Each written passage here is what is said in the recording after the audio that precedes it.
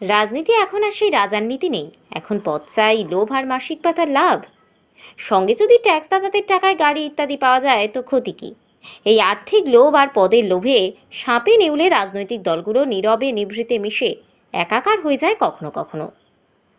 বনে চেয়ে থাকেন তথাকথিত সেই গণদেবতারা। তা অবশ্য বিভিন্ন মহলের প্রতিক্রিয়া। এমনই এক ঘটনায় চির রাজনৈতিক প্রতিদ্বন্দ্বী দুইটি দল পঞ্চায়েত দখলের জন্য চলে এলো একই মঞ্চে। ঘটনা কৈলাসহর গৌরনগর ব্লকের অধীনে ভগবাননগর গ্রাম পঞ্চায়েতে। বিজেপি ও কংগ্রেস দল যৌথভাবে দখল করল গৌরনগর ব্লকের অধীনে ভগবাননগর গ্রাম পঞ্চায়েত। উল্লেখ্য যে ভগবাননগর গ্রাম পঞ্চায়েতে 6টি ওয়ার্ডে 11টি আসন রয়েছে। সদ্য সমাপ্ত হওয়া ত্রিস্তর পঞ্চায়েত নির্বাচনে 11 আসনের মধ্যে বিজেপি দখল করে 3টি আসন, কংগ্রেস দল 3টি এবং 5টি আসন দখল করে বামফ্রন্ট। বুধবার দুপুরবেলা ভগবাননগর গ্রাম পঞ্চায়েতে শপথ গ্রহণ অনুষ্ঠান অনুষ্ঠিত হয়। উক্ত শপথ গ্রহণ অনুষ্ঠানে প্রধান হিসেবে শপথ গ্রহণ করেন কংগ্রেস দলের পঞ্চায়েত সদস্যা নেহারুন বেগম এবং উপপ্রধান হিসেবে শপথ গ্রহণ করেন বিজেপি দলের নির্বাচিত পঞ্চায়েত সদস্য প্রসেনজিৎ মালাকার।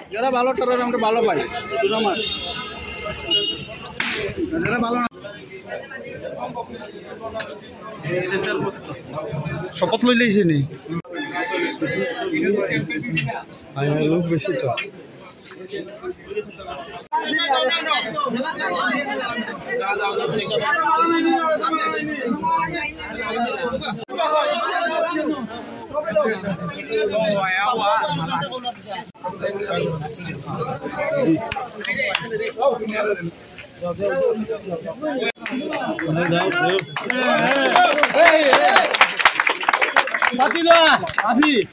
हमारा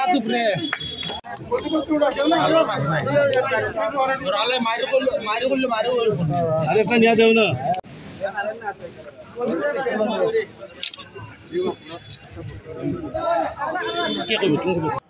শপথ গ্রহণ শেষে দুই দলের কর্মী সমর্থকরা প্রধান উপপ্রধানকে নিয়ে ভগবাননগর গ্রাম পঞ্চায়েত এলাকায় একটি মিছিল সংগঠিত করে। পাশাপাশি বিজেপি ও কংগ্রেস দলের কর্মী সমর্থকরা বাজি পটকা ফাটিয়ে আনন্দ উল্লাসে মেতে ওঠে।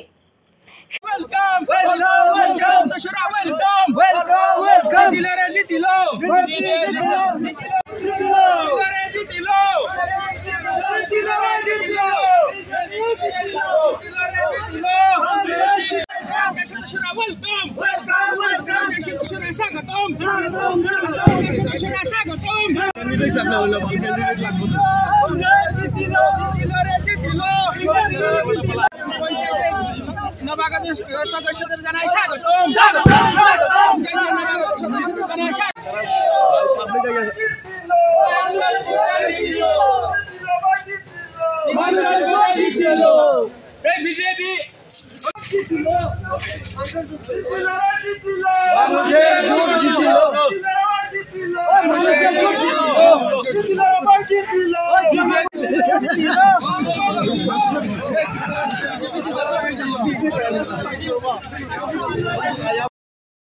সাংবাদিকদের মুখোমুখি হয়ে বিস্তারিত জানান বিজেপি নেতা সন্দীপ দেবরায় এবং ভগবাননগর গ্রাম পঞ্চায়েতের বিদায়ী প্রধান।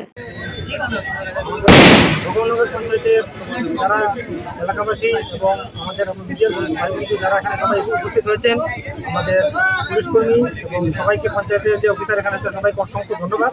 আজ আপনাদের সামনেই গণতান্ত্রিক পদ্ধতিতে আমাদের প্রধান উপপ্রধান এবং সদস্যরা শপথ নিয়েছেন এবং এখানে নির্বাচিত হয়েছেন আর এখানে মেজরিটি হিসাবে। আর আমাদের এখানে একটু বিসঙ্গতি আছে অন্য জায়গা থেকে। এখানে আমাদের পঞ্চায়েত সমিতি হয়ে পঞ্চায়েত গঠন হয়েছে, এখান থেকে 3 জন কংগ্রেসের সদস্য এবং 3 জন ভারতীয় জনতা পার্টির সদস্য মিলে তারা করেছেন। তো এটা আমাদের এখানে প্রয়োজনের তাগিদে এবং রাষ্ট্রবিরোধী শক্তি আমাদের সিপিএমকে দূর রাখতে বরাবরই এত 40-45 বছর থেকেই কংগ্রেস সবসময় সিপিএমের সঙ্গে লড়াই করে চলেছে। এখনও একটু প্রয়োজনের তাগিদে আবারও বিরোধী শক্তি হিসাবে ভারতীয় জনতা পার্টি এবং বরাবরই কংগ্রেস আমাদের বিরোধী শক্তি, দুটো বিরোধী শক্তি এখানে মিলেছে এবং মিলে সিপিএমকে এখান থেকে পঞ্চায়েত থেকে দূরে রেখেছে। তো স্বচ্ছ ভারত যেরকম আছে তো পঞ্চায়েতটা যেন স্বচ্ছ থাকে এবং দুর্নীতিমুক্ত পঞ্চায়েত আগামী দিন যেন ভগবাননগরবাসী যা চেয়েছেন সেই আশার জন্য আকাঙ্ক্ষা এবং পূর্ণ করতে পারে, এই আশা রেখে আমরা এখানে পঞ্চায়েত গঠন করেছি। আজকের পঞ্চায়েত গঠন নিয়ে বলবো, এটা গ্রামের মানুষের জয় হয়েছে। বেশিরভাগ অংশের মানুষ, গ্রামের মানুষও এটা চেয়েছে যে একটা মিলিত পঞ্চায়েত গঠিত হোক উন্নয়নের স্বার্থে। আমরা গ্রামের মানুষ চিন্তা করেছে উন্নয়নের ধারা যেদিকে বেশি বইবে সেই দিকেই পঞ্চায়েতটা গঠন করে। সেই অর্থে আমরা গ্রামীণ মানুষের দাবিকে সম্মান জানিয়ে আজকে মিলিতভাবে একটা পঞ্চায়েত গঠন করেছি। প্রধান উপপ্রধান নির্বাচিত হয়েছেন। আমরা নবনির্বাচিতদের আশাবাদী ভালো উন্নয়ন হবে। বিশেষভাবে উল্লেখ্য যে রাজ্যের বিভিন্ন পঞ্চায়েতে প্রধান উপপ্রধানের পদ নিয়ে খোদ বিজেপি দলের মধ্যে নাকি চরম অসন্তোষ রয়েছে। রাজ্য সরকার প্রতি মাসে জেলা পরিষদের ক্ষেত্রে সভাধিপতির সম্মাননা বা অনারিয়াম বাবদ 15,000 টাকা ও সভাপতির জন্য 12,000 টাকা ধার্য করেছে। পঞ্চায়েত সমিতির চেয়ারপারসনকে 10,000 ও ভাইস চেয়ারপারসনকে 7,000 টাকা দেওয়া হচ্ছে। গ্রাম প্রধানরা পাচ্ছেন 5,000 টাকা ও উপপ্রধান 4,000 টাকা করে ভাতা পাচ্ছেন। এইসব টাকা অধিকাংশ আসছে সমাজের গরিব, শ্রমিক, কৃষক ও খেটে খাওয়া মানুষদের প্রদত্ত কর থেকে। গরিব রক্তকে জল করে ট্যাক্স দিচ্ছে, আর এসি ও ফ্যানের তলায় বসে বসে খাচ্ছে ওই পদপ্রার্থীরা। এছাড়া আরও কত কিছু যে যাচ্ছে তলে তলে, তার হিসেব কি করদাতারা রাখে? আর এভাবেই চলছে দেশের রাজনীতি, জনসেবার নামে ভণ্ডামি। কেননা রেগার টাকা, আবাস যোজনার ঘর ও পুজোর প্রাক্কালে 4-5 দিনের ম্যান্ডেজ পেলেই তো করদাতারা খুশি। বাদ বাকি সারা বছর তো আছেই আমলা নেতাদের জন্য। ফলে সাপে নেউলে ভাই ভাই, এটাই রাজনীতি বলে বুদ্ধিজীবী মহলের ধারণা। নিজস্ব প্রতিনিধির রিপোর্ট, ত্রিপুরা পাইওনিয়ার।